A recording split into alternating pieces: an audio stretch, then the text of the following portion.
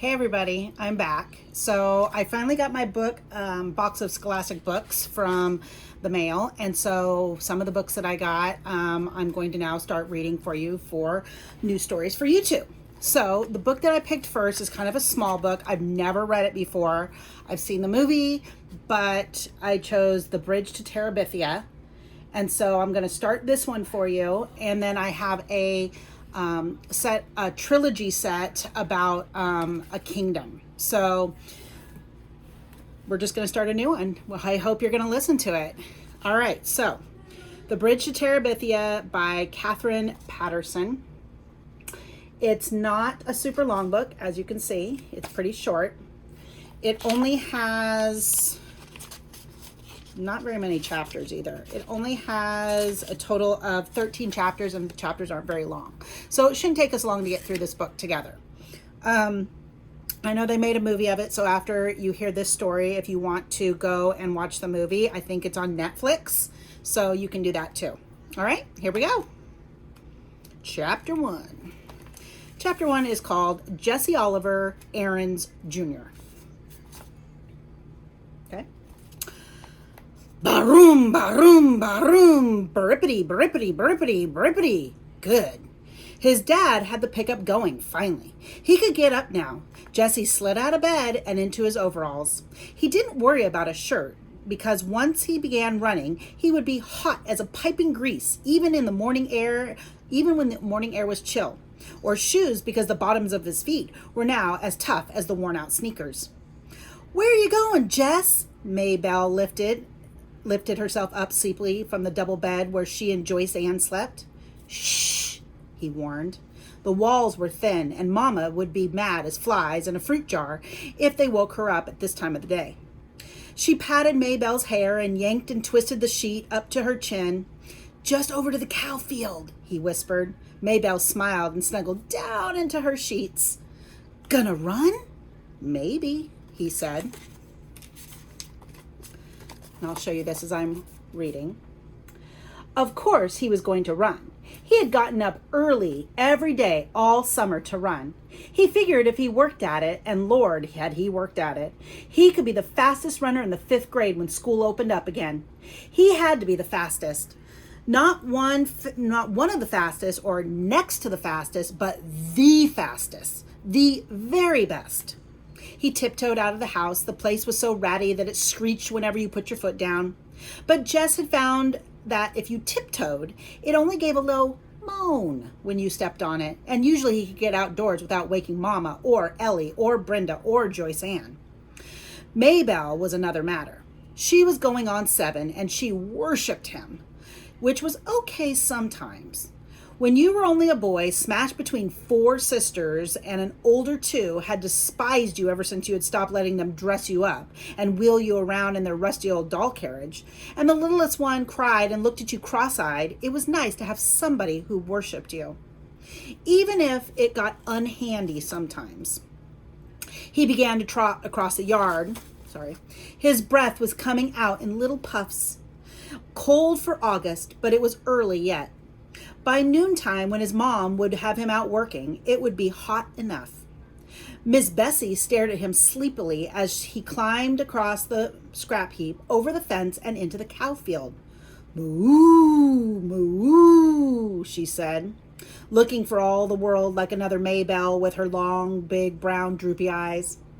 "Hey, Miss Bessie," Jess had said soothingly. "Just go on back to sleep." Miss Bessie strolled over to the greenish patch. Most of the field was brown and dry, and she yanked up a mouthful. "That a girl. Just eat your breakfast. Don't try to get me no mind."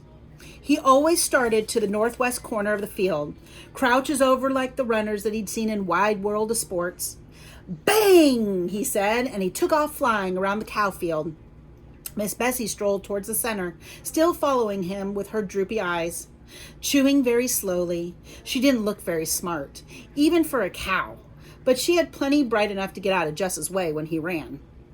His straw-colored hair flapped hard against his forehead, and his arms and his legs flew out every which way. He had never learned to run properly, but he was long-legged for a 10-year-old and had no more grit than he. Lark Creek Elementary was short on everything, especially athletic equipment. So all the balls went to the upper grades at recess time after lunch. It was sure to be in the hands of a fifth grader. The fifth grader started out the period with the ball. It was sure to be in his hands of a sixth or seventh grader by the time they came around and the half hour was over. The older boys always took the dry center of the upper field for their ball games, while the girls claimed the small top section for their hopscotch and their jump rope and their hanging around and talking. So the lower grade boys had started running thing. They would all line up on the far end of the lower field where it was either muddy or deep, crusty ruts. And Earl Watson, who was no good at running but had a really big mouth, would be at the other end and yell, "Bang!" And they'd all race to the line that they had towed across at the other end. One time last year, Jesse had won. Not just the first heat, but the whole shebang he won. Only once, but it had put into his mouth a taste for winning. Ever since then, he'd been in first grade. He'd been that crazy little kid that draws all the time. But one day, April the 22nd, a drizzly Monday, it had been, and he ran ahead of all of them. The red mud was sloshing up through the holes in the bottoms of his sneakers. For the rest of the day and until lunch after the next, he had been the fastest kid in the third grade, then the fourth and the fifth grades. And he was only a fourth grader. On Tuesday, Wayne Pettis had won against as usual, but this year Wayne Pettis would be in the sixth grade. He'd play football until Christmas and baseball until June with the rest of the bigger kids. Anybody had a chance to be the fastest runner now. And Miss Bessie this year it was going to be me, Jesse Oliver Aarons Jr. It's quite a name. Lots of names there. Jess pumped his arms harder, and he bent his head for the distance fence, and he could hear the third grade boys just screaming him on, "Jesse! Jesse!" He could hear all them. They would follow him around like a country music star, and Maybelle would pop her buttons. Her brother was the fastest, the best. That's what they would say. And they ought to give the rest of the first grade something to chew on. Even his dad would be proud. Jess rounded a corner. He couldn't keep going quite so fast, but he continued running for a while. It would build up in him. Maybelle would tell Daddy, so it wouldn't look as though Jess was a bragger.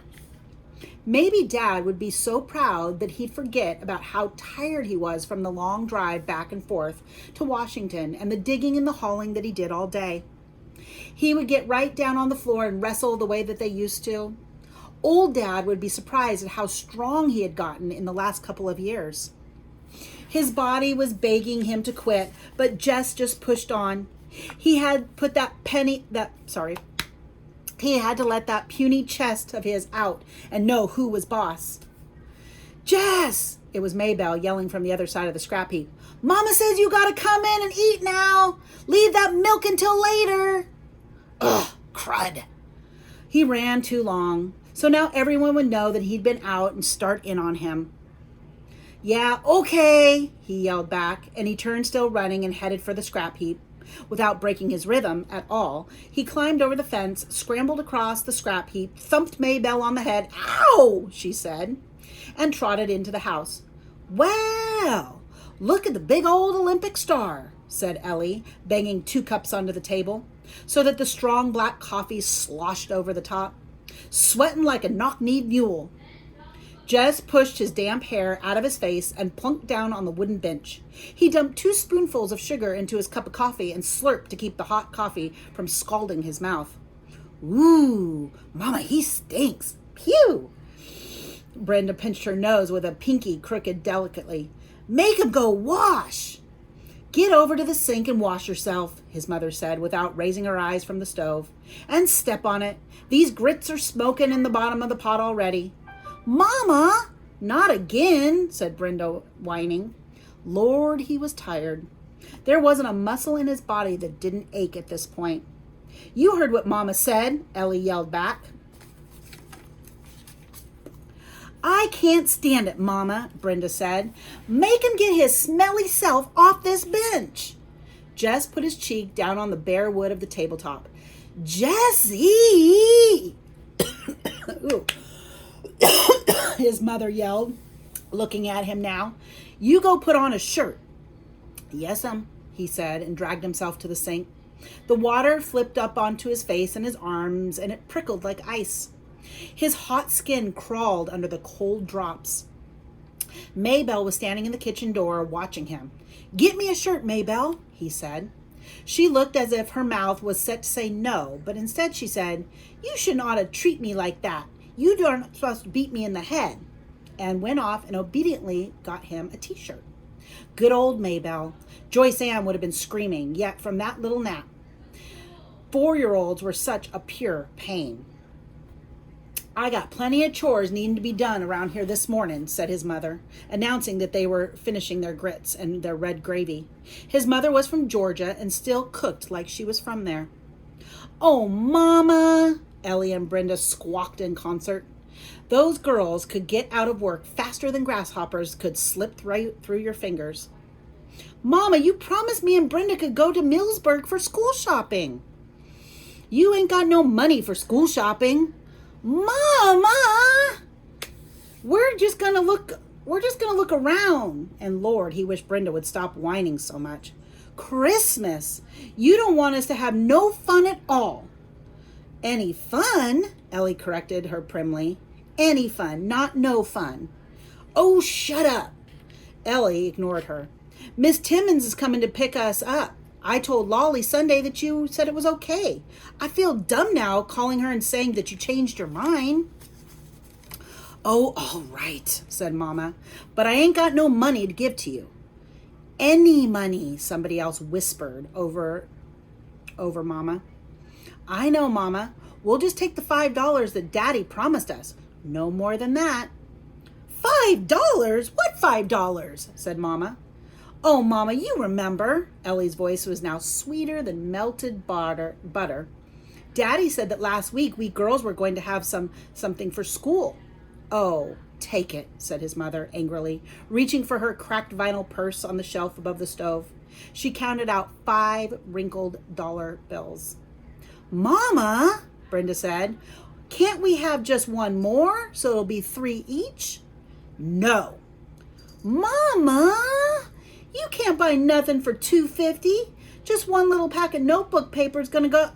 No, said Mama. Ellie got up noisily and began to clear the table.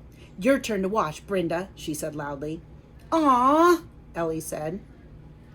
Ellie jabbed her with a spoon, and Jess saw that look. Brenda shut up her wine halfway out of her rose lustre lipstick mouth. And she wasn't as smart as Ellie, but even she knew not to push Mama too far. Which left Jess to do the work, as usual. Mama never sent the babies out to help, although if he worked it right, he could usually get Maybelle to do something for him. He put his head down on the table, and the running had done him in this morning. Through the top ear came the sound of the Timon's old Buick. Wants oil, his dad would say, and the happy buzz of voices outside the screen door as Ellie and Brenda squashed in amongst those Timonses. All right, Jess, get off your lazy self and get off that bench. Miss Bessie's bag is probably dragging to the ground by now with milk, and you got to still go pick those beans. Lazy. He was the lazy one. He gave that poor dead weight of a head one more minute on that tabletop. Jessie, said Mom. Okay, Mama, I'm going. It was Maybelle who came to tell him that the bean patch, that the people were moving into the old Perkins place down the road next farm. Jess wiped his hair out of his eyes and squinted. Sure enough, a U-Haul was parked right by that door. One of those big old jointed U-Hauls. These people had a lot of junk. One of those big jointed ones were enough. And the Perkins place was one of those ratty old country houses you moved into because you had no decent place to go and moved out as quickly as you could. He thought later how peculiar it was that there was probably the biggest thing in his life, and he shrugged as if it was just nothing, people moving in. The flies were buzzing around his sweating face and his shoulders, and he dropped the beans into the bucket and swatted with both hands at those bugs. Get me a shirt, Maybelle. The flies were more important than any U-Haul. Maybelle jogged to the end of the row and picked up his t-shirt from where he had discarded it earlier. She walked back holding it with 2 fingers out in front of her. Ew, it stinks, she said, just as Brenda would have said it. Just shut up, he said, and he grabbed the t-shirt away from her. All right. So far, so good. We know so far that we've got this kind of poor family on a farm. We got Jesse. He's got to be the main character. And he likes to run and he wants to be the best in the class when school starts up again. So he practices a lot. And we ended the chapter with somebody moving into the old Perkins place with a lot of stuff. So don't know who that is yet, but I'm sure that's in the chapters to come. All right, guys. I hope you enjoyed this. I'm excited to read a new book to you. Let's get on it. Bye.